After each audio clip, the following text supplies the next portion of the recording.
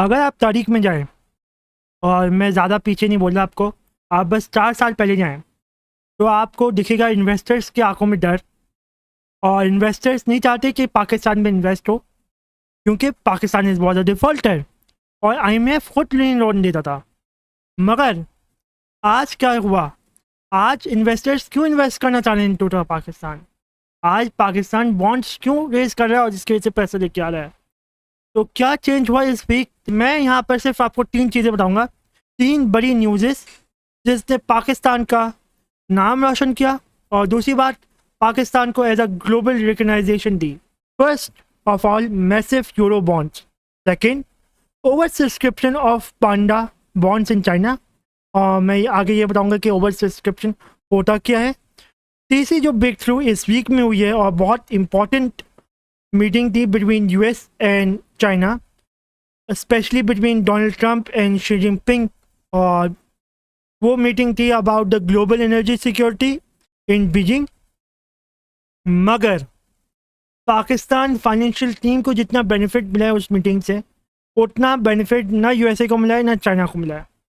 ये सिर्फ एक स्ट्रेटजी नहीं थी, ये एक डिप्लोमेसी नहीं थी, ये एक सर्वाइवल था।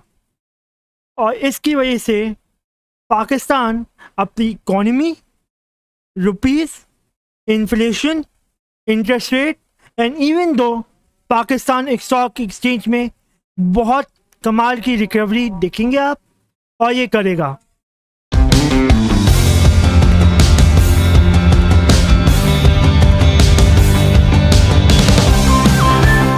यहाँ का सबसे बड़ा इवेंट देखूं जो पाकिस्तान में हुआ, पाकिस्तान ने इंटरनेशनल मार्केट में 4 साल बाद रिटर्न हुआ है पाकिस्तान का। ये बहुत बड़ी बात है। पाकिस्तान ने जिस तरह से अपने प्लान्स एग्जीक्यूट किए, और पाकिस्तान का प्लान था कि वो $500 मिलियन रेस करेगा फ्रॉम द यूरो बॉन्ड। मगर जब ग्लोबल डिमांड इतनी स्ट्रॉन्ग थी जिसकी वजह से पाकिस्तान को ग्रीन इशू ऑप्शन पे जाना पड़ा। इसका मतलब ये है कि पाकिस्तान ने इंक्रीज़ किया अपना साइज़ $500 मिलियन टू $750 मिलियन, और इस बॉन्ड की यील्ड जो है वो 6.97 है। और यहाँ पर लोग कहेंगे कि पाकिस्तान 7% इंटरेस्ट रेट देगा और मजाक उड़ाएंगे पाकिस्तान का। बट स्टोरी ये नहीं है कि पाकिस्तान 7% इंटरेस्ट रेट देगा या नहीं देगा। स्टोरी ये है कि 2022 से लेकर 2023 तक कोई मुंह नहीं लगाता था हमें, कोई पूछता नहीं था, कोई अपने पैसे नहीं देता था हमें, IMF नेगोशिएट नहीं करता था, ना IMF हमसे बात करता था, क्योंकि हम लोग डिफ़ॉल्टर थे। और अब 2026 में इन मई हमें रिटर्न मिल रहा है, और ये अचानक से नहीं हुआ।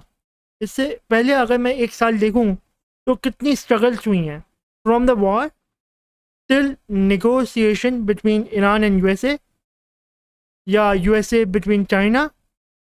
पाकिस्तान एक स्ट्रेटेजिक पार्ट रहा है between making a bridge between west and Asia. क्या इससे नॉर्मल बंदे का, पाकिस्तानी का फ़ायदा है? हाँ बिल्कुल है। इसमें 4 फ़ायदे जो मुझे दिख रहे हैं मैं आपसे डिस्कस करता हूँ। हो सकता है मैं गलत हूँ, हो सकता है कोई और आपको फ़ायदा दिखे तो आप ज़रूर कमेंट कर देगा। पहला फ़ायदा है जो आपका फॉरेन रिज़र्व में पैसा आएगा, क्योंकि हमने UAE को पैसा दिया तो हमारे फॉरेन रिज़र्व ज़्यादा कम हो गए, और फॉरेन रिज़र्व हमारी बिल्कुल ऑलमोस्ट एम्प्टी थे, तो इसकी वजह से हमें फॉरेन रिज़र्व में पैसा चाहिए। पहली बात, इससे हमें काफ़ी फ़ायदा होगा, क्योंकि अगर मैं करेंसी देखूं तो हमारी करेंसी जो वॉलेटाइल है और जिसकी वजह से हम इंपोर्ट एक्सपोर्ट में काफ़ी मार खाते हैं, वो हम कम कर देंगे, क्योंकि हमारी करेंसी स्टेबलाइज हो जाएगी। और हो सकता है हमारी करेंसी स्ट्रॉन्ग हो जाए इन टर्म्स ऑफ डॉलर, और ये हमारे GDP में भी अच्छा ग्रोथ देगी। दूसरी बात, अगर मैं बात करूं तो LC के बारे में, LC एक बहुत इंपॉर्टेंट टॉपिक है। LC हमारी हमेशा बंद हो जाती थी हमारी, अगर जब हम लोग इंपोर्ट करते थे कोई सामान और गवर्नमेंट के पास USDs नहीं होती थी तो LC हमारी रिजेक्ट हो जाती थी, जिसकी वजह से हम लोग इंपोर्ट एक्सपोर्ट नहीं कर सकते थे, जिसकी वजह से बिज़नेस भी रुक जाता था और वहाँ पे हम लोग बहुत बड़ी मार खाते थे। सबसे इम्पॉर्टेंट चीज़ है वो है पाकिस्तान स्टॉक एक्सचेंज। जब पैसा आएगा, गवर्नमेंट पैसा लगाएगी इन कंपनीज और स्टॉक मार्केट फिर से कूल डाउन होगी। तो ये कुछ चीज़ें हैं जो कि मुझे लगता है कि ये पॉजिटिव इम्पैक्ट देंगी हमें अगर हमारे पास पैसे आ गए तो बाय यूरोबॉन्ड। तो यहाँ पर एक और सवाल बनता है कि कौन सा बैंक मुझे देखना चाहिए, क्योंकि बैंक में हमारे पास सोवरेन रिस्क कम हो रहा है। सोवरेन रिस्क हम लोग फॉरेन करेंसी वाले रिस्क को कहते हैं। अगर वो कम होता है और एलसी अगर खुलती है, ज़्यादा एलसी खुलती है और ज़्यादा अमाउंट की खुलती है, जिसकी वजह से बैंक ज़्यादा कमाएगा।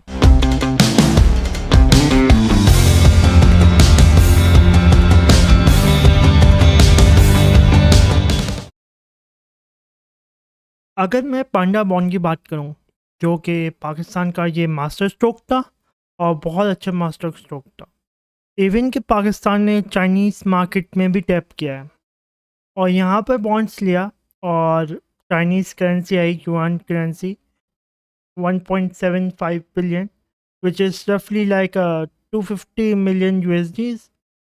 तो मगर यहाँ पर एक शॉकिंग न्यूज़ है कि हमने रेस तो किया था 1.75 बिलियन युआन, मगर लोग ज़्यादा ही इंटरेस्टेड थे और लोगों ने जो बिड किया वो 8.8 बिलियन किया। तो इसका मतलब ये है कि ये ओवर सब्सक्राइब हुआ। तो इसका मतलब ये है कि ना आगे जाके अगर मुझे पैसे और चाहिए होंगे या मेरा कोई बॉन्ड एक्सपायर हो रहा होगा और मुझे नया बॉन्ड चाहिए होगा, तो मैं इसको ले सकता हूँ और ये बड़े आराम से आएगा। और जिसकी वजह से हमारे पास, अगर मैं ओवरऑल बताऊँ, तो 1 बिलियन यूएस डॉलर्स हमारे पास इन द रिज़र्व आएंगे।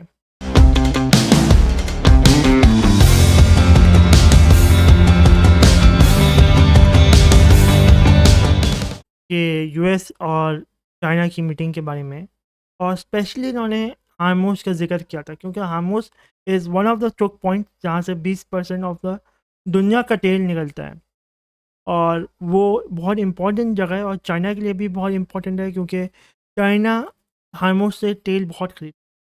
और पाकिस्तान के लिए ये बहुत इम्पोर्टेंट इसलिए है क्योंकि पाकिस्तान 85% अपना तेल हार्मोस से आता है। तो अगर मैं हार्मोस बन जाता है तो 114 तक डॉलर तक गई है बात। अगर बन जाता है तो शायद ऊपर तक चली जाए, और अगर बंद हो जाता है, रिजॉल्व हो जाते हैं चीज़ें, तो रिजॉल्व हो जाती हैं। चाइना अपना कन्विंस करता है ईरान को और यूएस को प्रेशर करता है टू गो बैक, सही है, और यूएसए हट जाता है। तो हो सकता है ये जो डॉलर 114 का डॉलर बैरल था वो कम होके कॉस्ट से नीचे आए और इवन दो $60 $66 पे वापस आए, जो कि साल के शुरू में था। और ये एक बहुत बड़ा रिलीफ बन सकता है। और ये पाकिस्तान के लिए किस तरह से रिलीफ बनेगा, क्योंकि अगर मैं देखूं तो पाकिस्तान में पेट्रोल प्राइसेस पीक पे हैं और इन्फ्लेशन 10.9 है पीक पे, और ट्रांसपोर्ट कॉस्ट पीक पे। स्टेट बैंक ने अपना इंटरेस्ट रेट 1% बढ़ा दिया है, 11.5% हो गया है।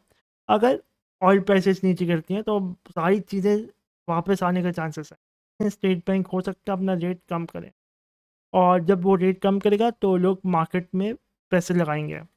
जब वो मार्केट में पैसे लगाएंगे तो हमारी ग्रोथ बहुत होगी। अब मैं मार्केट में पैसे लगाने की बात कर रहा हूँ तो 4 चीज़ें हैं जो जहाँ पे पैसे लगा सकते हैं। पहला है स्टॉक, दूसरा रियल एस्टेट, क्योंकि लोगों के पास पैसा आएगा, लोग घर बनाएंगे अपने। और कॉरपोरेशंस जो बड़ी बड़ी हैं या बैंक्स हैं वो बॉन्ड्स में इन्वेस्ट करेंगे, बाहर के बॉन्ड्स में, ताकि उनको रिटर्न मिले in foreign currency, in USD मिली, और जिससे ओवरऑल हमारी ग्रोथ बड़ी अच्छी होगी और हम बड़ी अच्छी ग्रोथ कर सकते हैं। अगर मैं देखूं तो स्मॉल टर्म में तो बैंक और ऑयल डेवलपमेंट कंपनीज बहुत अच्छा परफॉर्म करेंगी। अगर मैं लॉन्ग टर्म देखूं तो पाकिस्तान में ऑयल मैन्युफैक्चरिंग कंपनीज आ सकती हैं। पाकिस्तान में मिडल ईस्ट की ऑयल कंपनी आ सकती है, यहाँ पर मैन्युफैक्चर कर सकती है। इवन दो मोटर व्हीकल की BYD आ गई, असेंबली प्लांट लगा दी। हो सकता है और भी गाड़ियाँ आएँ, जैसे अभी BMW का शोरूम खोला इन पाकिस्तान। हो सकता है और शोरूम्स खोलें ये लोग कंपनीज। और आगे जाके अगर फ्यूचर में हमें पैसे की ज़रूरत पड़ी या हमारा बॉन्ड, यूरो बॉन्ड एक्सपायर हुआ, तो हम जाके पांडा बॉन्ड ले सकते हैं।